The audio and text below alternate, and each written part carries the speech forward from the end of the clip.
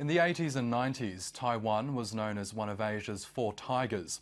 Its strong economic growth lured back some of its elite, who had begun leaving in droves 2 decades before. But the island has failed to keep up with the competition since then. Salaries have stagnated, and as a result, many young Taiwanese are staying away, and some at home are seeking greener pastures.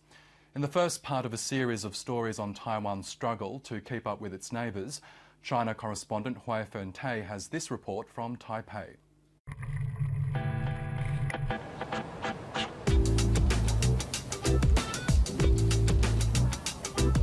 Henry Zhang is riding a very particular urban bike, a bicycle that he and his friend Cesare Sun invented.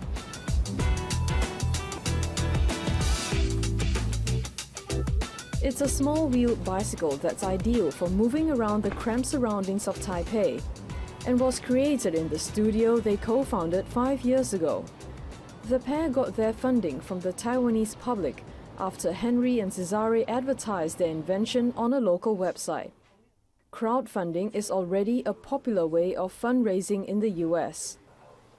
So far, Taiwanese donors have given around $31,000 to fund the friend's creation.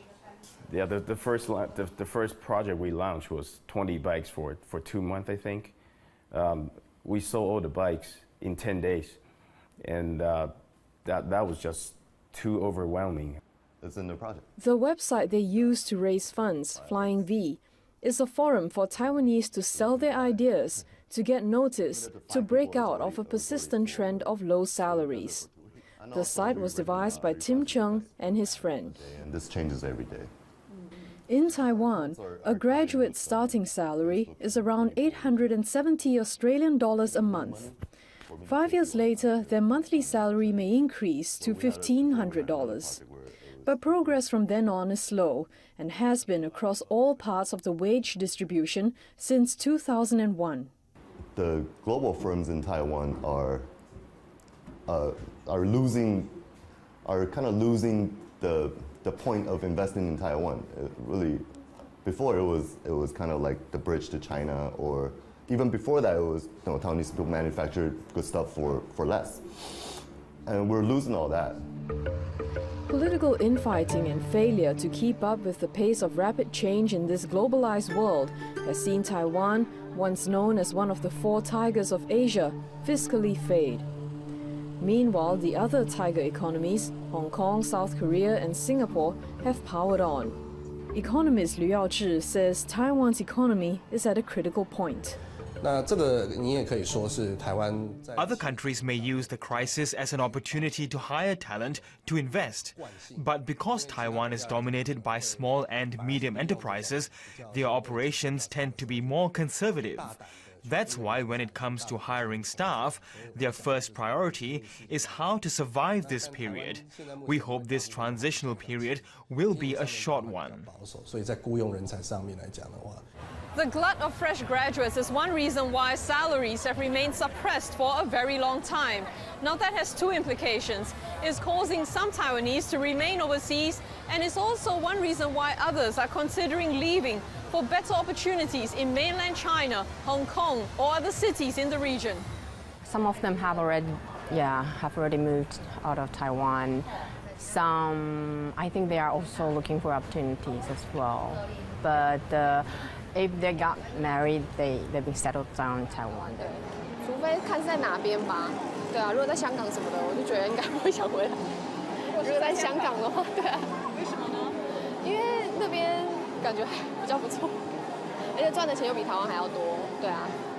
The brain drain from Taiwan has been described by its president Ma Ying-jeou as an issue of national security, even though the outflow of talent is a far cry from the 60s and 70s, when there was a flight of the best and brightest from Taiwan to the US. Those who have recently returned home are the ones providing a glimmer of hope for Taiwan. Tatsuo Eguchi has been running Sony's computer entertainment operations in Taipei and Shanghai over the past 8 years. 私 I worked in Shanghai for 3 years, and I have done a comparison between my experience in Shanghai and Taipei. We place a lot of emphasis on creativity because we're in the business of developing gaming software and hardware. There are more Taiwanese who study overseas, and the important thing is that they come back with expertise, and this is unique to Taiwan.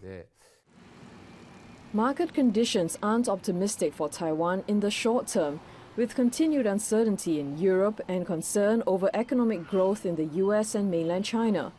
But many choose to stay despite the gloomy domestic picture. I think Taiwanese people, they feel more comfortable being home.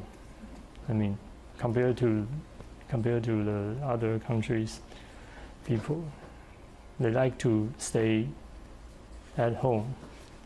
If we can find a good opportunity here, good pay, good job, then they will choose to stay here.